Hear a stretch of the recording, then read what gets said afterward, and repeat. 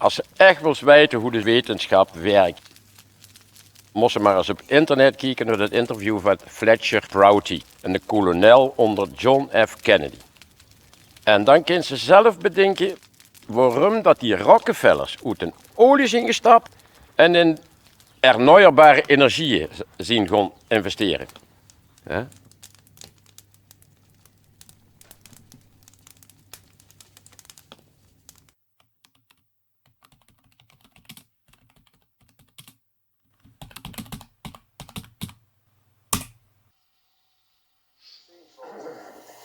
When they first found petroleum, Rockefeller happened to be the smartest man in the business at the time.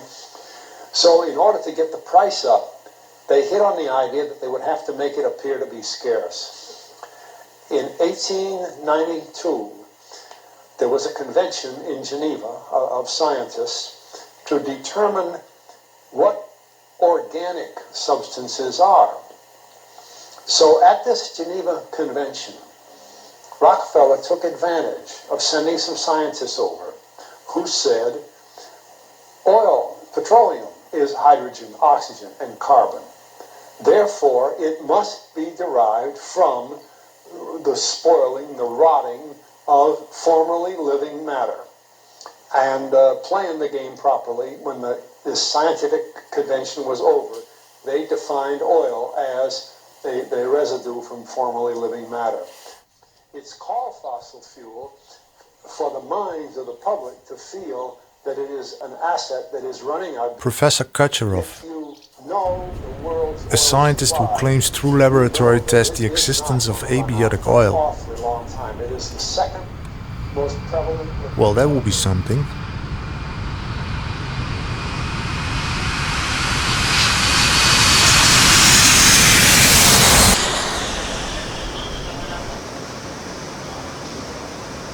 You, as a scientist, proclaimed and even proved a completely different theory about the existence of oil.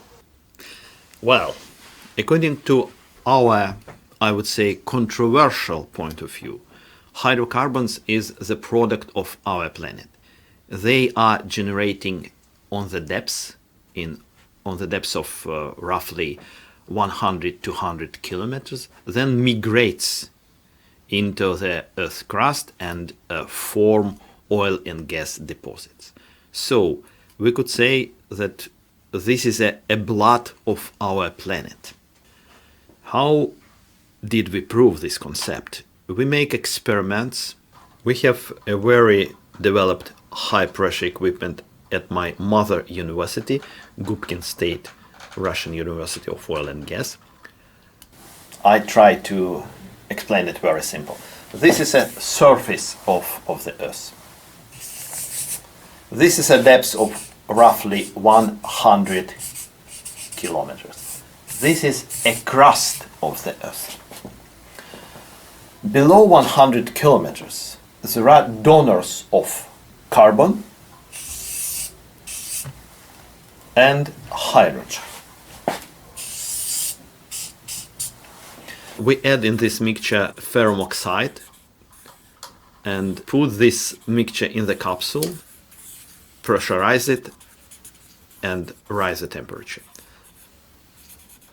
Then in the end we have a mixture of hydrocarbons in distribution of at least natural gas methane, ethane, propane and butane.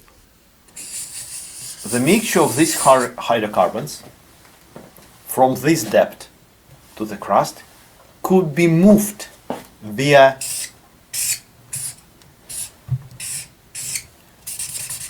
deep channels to oil or natural gas deposit. There are no doubts that hydrocarbons and natural gas particularly could be generated in astronosphere of our planet on the depths of 100 to 100 kilometers.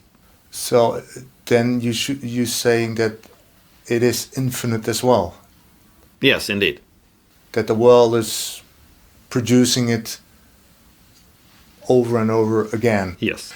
But I do hear stories that oil fields are running out and they're closing the oil fields because there is no oil anymore. People take oil very quickly. And if we will come back to this oil field in 50, 60 years, we could see that new oil came to these oil fields. There are a lot of samples, for instance, in Romashkina oil field in Russia, in different oil fields in Russian Caucasus. After a certain time, new oil came in old oil fields, and this oil could be only from the depths.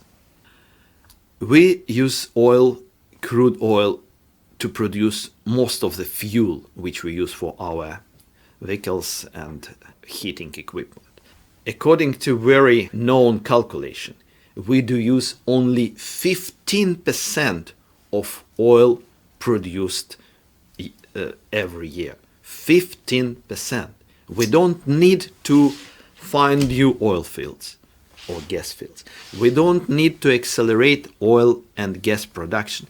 We just need to increase the efficiency of the processes which we used for our civilization. The amount of hydrocarbons in deposits, it's not a problem. The problem is how do we use oil and natural gas. But that's huge. What you're saying is that we could live in balance and in peace with oil, and which saves us millions of dollars. It would be economically and politically change the world on such a big scale. I can't imagine. Correct.